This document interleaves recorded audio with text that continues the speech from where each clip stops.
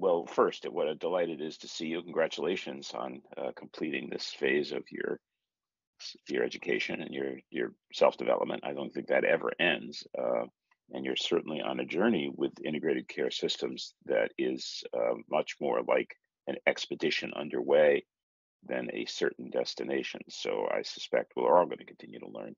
But it was a pleasure to see you at the start, and it's an equal pleasure to congratulate you in this final meeting of this part of your program.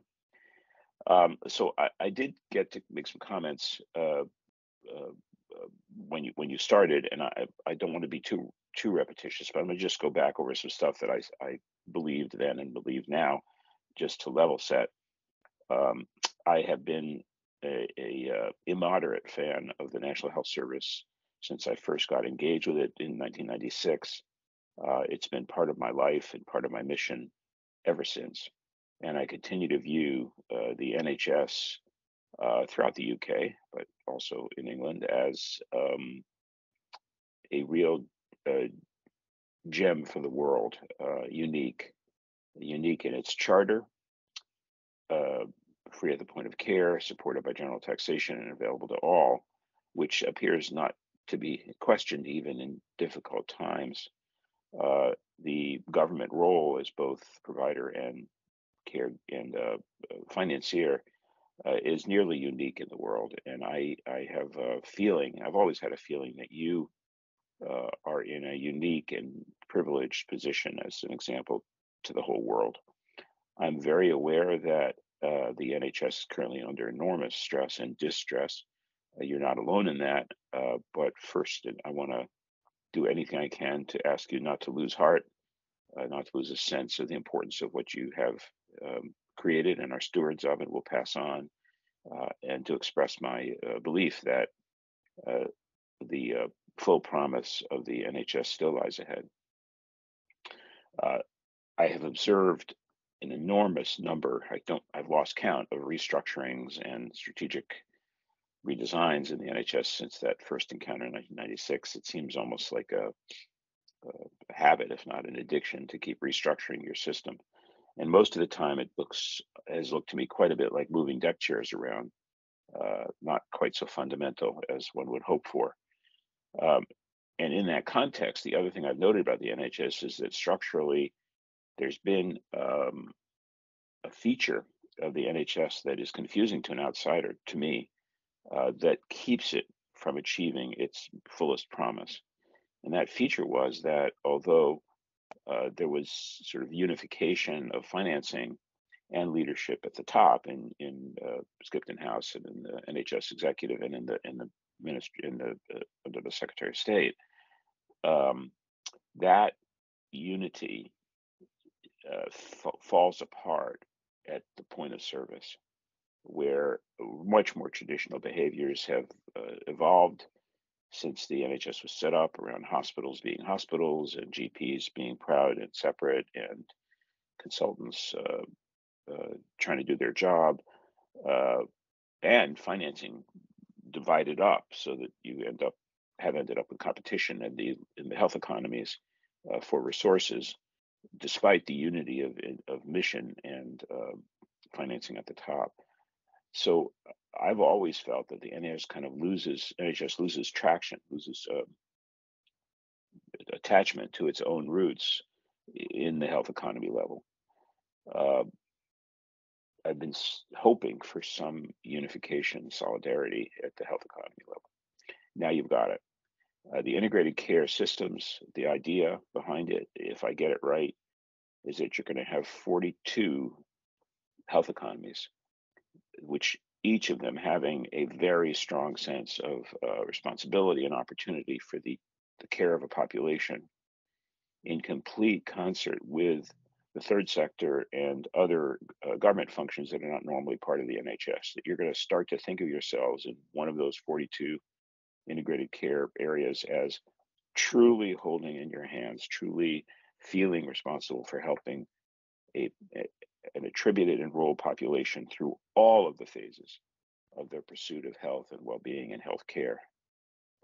You've got their backs, and the uh, ideally, maybe naively, the structural divisions, the walls, the fences that have impeded continuity and efficiency and patient-centeredness, person-centeredness in the prior period of the NHS will now be going away. You'll be able to act as a local health service with all of the integration possibilities that the charter of the NHS brings you, and the ICS is to be the vehicle.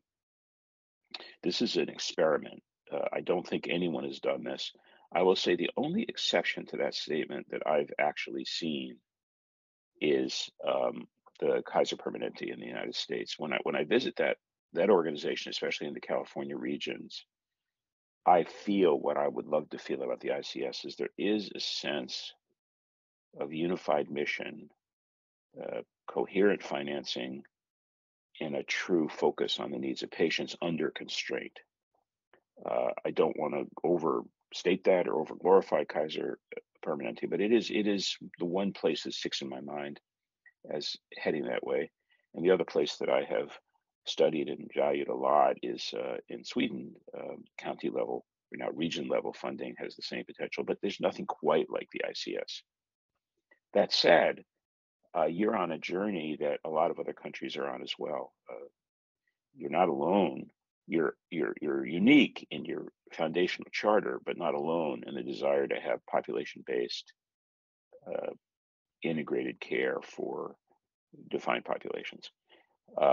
I do a lot of work with Singapore. I'm not sure why, but I'm deeply involved with them now. The Ministry of Health in Singapore and the government have decided that if they stay with their current hospital-centric, acute care-based system with a very distributed local GP primary care system, they can't really meet their aims to remain the healthiest country in the world and to control their costs. They're worried about their costs, which from an American point of view is kind of ridiculous. They're like 7%, we're at 20%, but they would like to be more efficient in the use of money.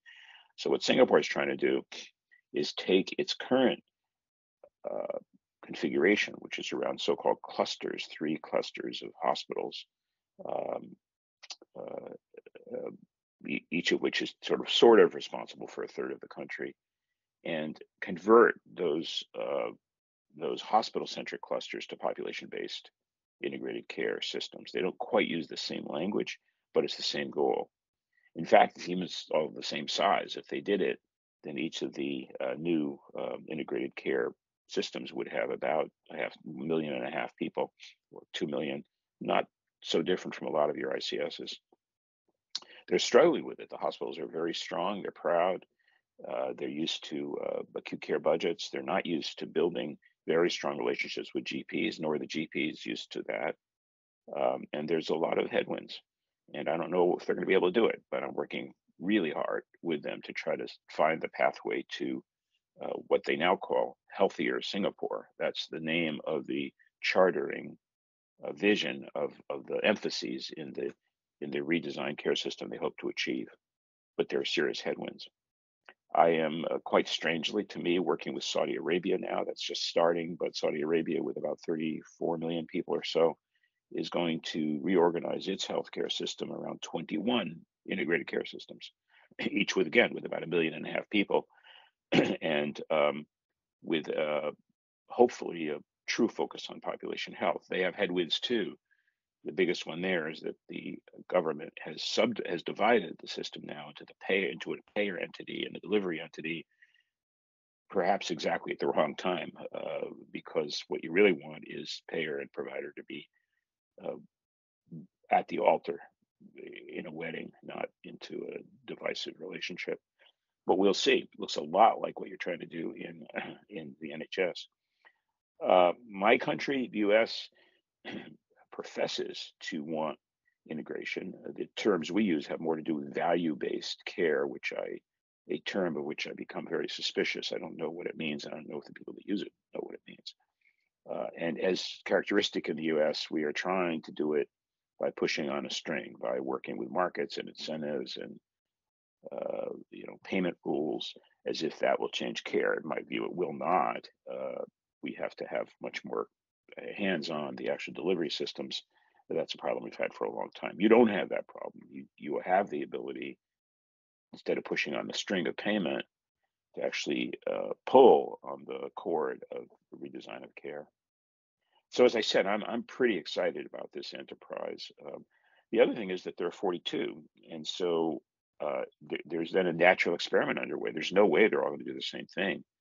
So if England's smart, and you are, you will take advantage of this sort of natural or experiment or this evolving story, so that when something happens interesting in one of the ICSs, all the others will know it. And when that's both for successes and failures, because you're on an expedition has a lot of canoes, and each canoe should be talking to the other one. So I think it's a fascinating time. Now, the demands on leadership that you've been studying here in this program are enormous, and the change in leadership that I think this implies is enormous. I've made various lists of what the challenges are that I'm sure you've been studying in this course. I have a few I'll just mention, kind of new thinking that leaders are going to have to have and master, and more than master, accept emotionally. I actually believe we're talking not just about change in leadership tactics or skills, but also about leadership beliefs and the soul of leadership. I'll give you a few examples. The first is the most important, which is to position cooperation at the top of your skill base.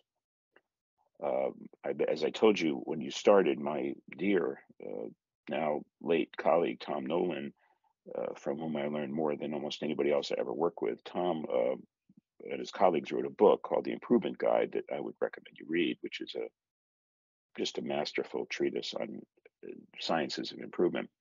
The appendix to the Improvement Guide, Appendix A, is a list of change concepts. These are generic ideas in the redesign of systems which have tremendous power. It's a wonderful archival document.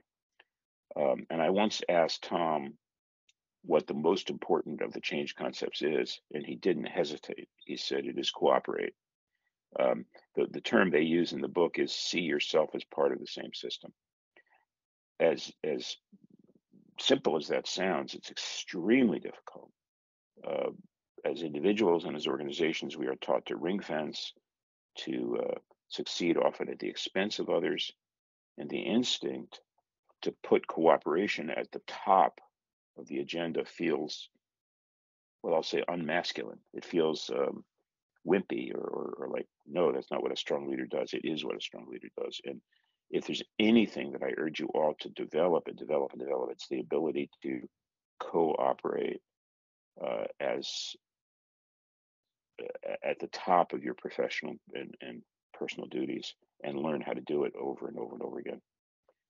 That's not what American healthcare leaders do. They win. They try to win. They try to protect. They try to preserve. So that's number one on my list. Number two is related, which is to develop customer-supplier conversations that are authentic and searching. That's a term from industrial quality, but it simply means you turn to the people you work with and say, what do you need from me that I'm not doing? That open every conversation that way. What change would you like me to make that would make your work easier? And expect in return the same question from the person or organization you're dealing with. This conversation, as opposed to negotiation, is part of the skill base of cooperation. And so beginning to understand interdependency and valuing it and nurturing it is top of my list. There is one trick for this that I thought of last night when I realized I was speaking with you that I've heard about. I don't know many that have done it, but I'll tell you what it is, which is trade places. I don't mean that as a metaphor. I mean,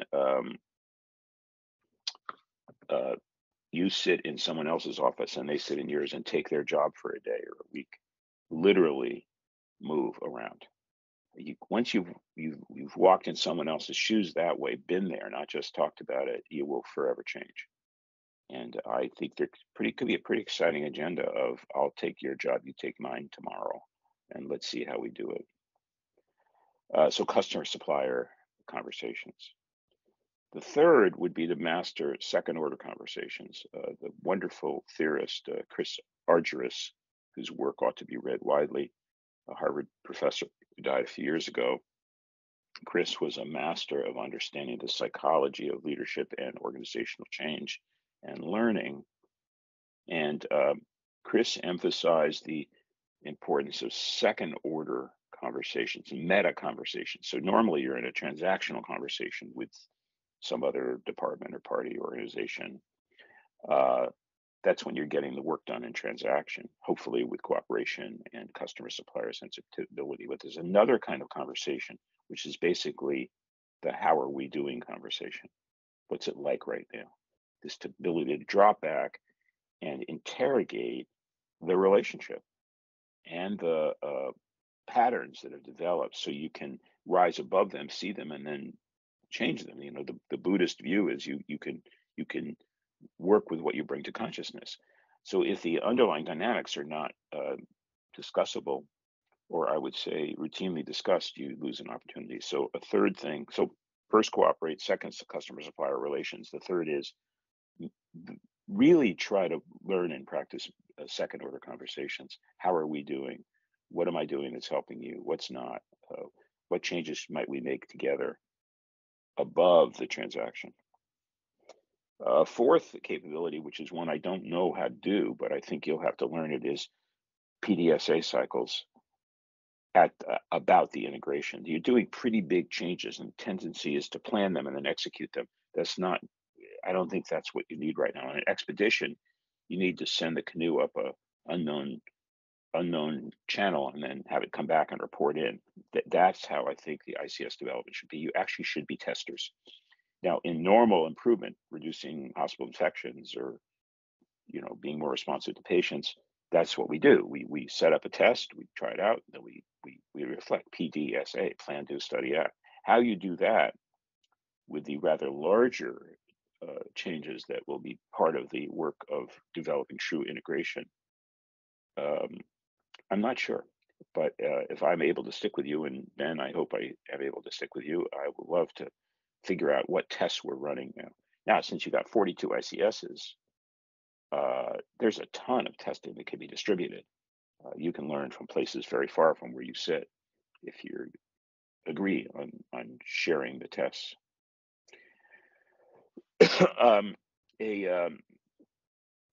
Another skill, I'd say, is liberation of the inventive capacity of the workforce. We know that from quality improvement. Once you have a dynamic going in which people really can improve their work, I mean, the ideas pour out. The greatest treasury of ideas for change is the workforce itself. Everybody. Well, in this quest now, this ICS or ICB function, you can do the same. What kinds of signals would you like to send to the entire workforce so that they become co-developers with you, co-experimenters? They become scouts on this expedition. They take their canoe and go somewhere. I think that it could be pretty exciting. I was in Copenhagen last week with the IHI BMJ International Forum on Quality in Healthcare, and I gave the closing keynote speech, which I'd love to share with you. I'll send it to Ben. It's rough. It's kind of thinking about big changes and how they happen. But I asked Helen Bevan for some counsel on the speech, and she introduced me to a term I'd never heard before. And I'm not sure it's a great term, but it's an interesting idea called Trojan mice. The Trojan horse, and after all, year change agents now, is very vulnerable. One big change is vulnerable because one big obstacle or one big attack and the Trojan horse is gone. But not Trojan mice.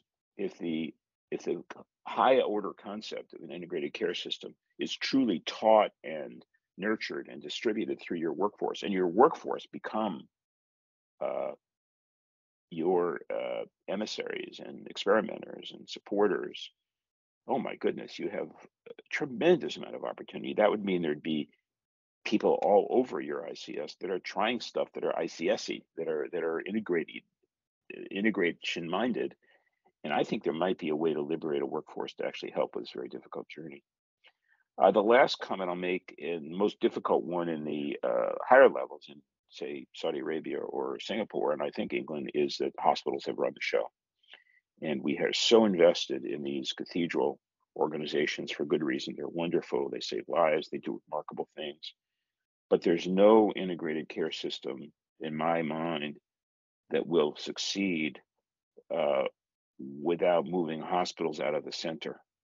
What goes into the center, I'm not sure. You're kind of you're tempted to say, well, primary care, maybe, but some integrative function that has the population in mind and the patient through time and space instead of the place, the hospital. And so I think there's going to be a big trouble there. We have funded our hospitals, we celebrate them, we believe in them. During COVID, they were the action. The hospital was really where COVID happened. Now, can we develop a different center for our designs?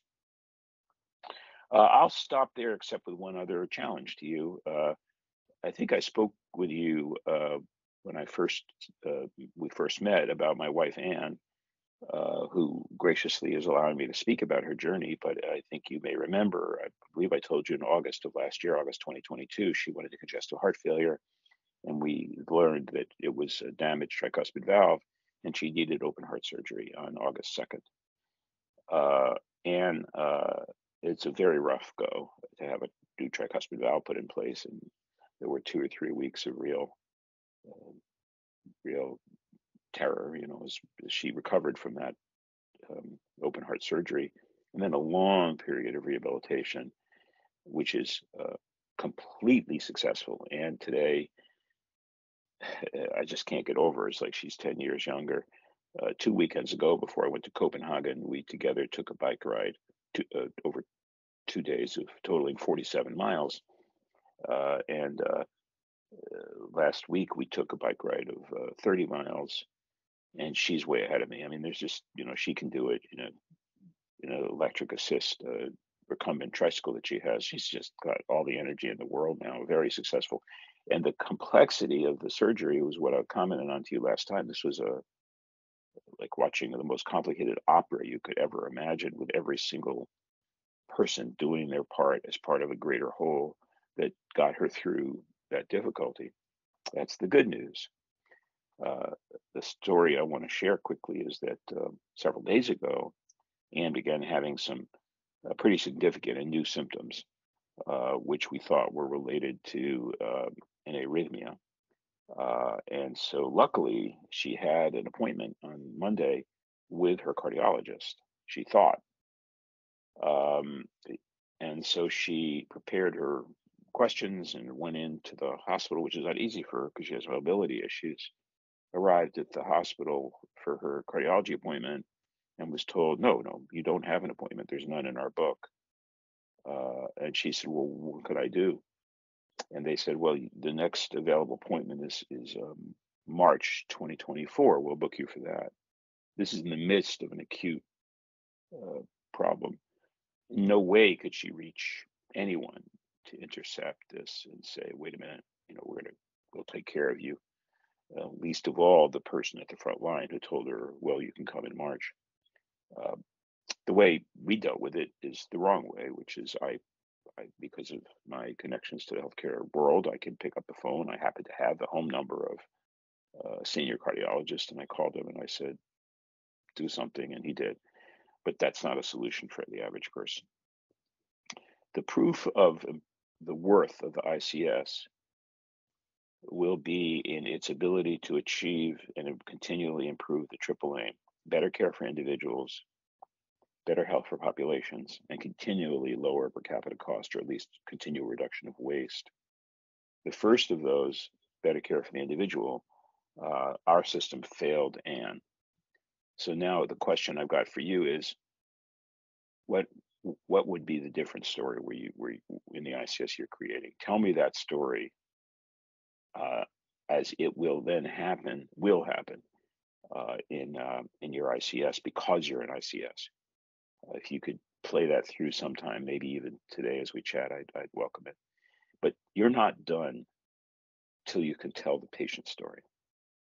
Uh, you're not done till you can explain the triple aim story and the population you serve, the individuals you serve, the taxpayers you serve all say thank you because now it's better for us.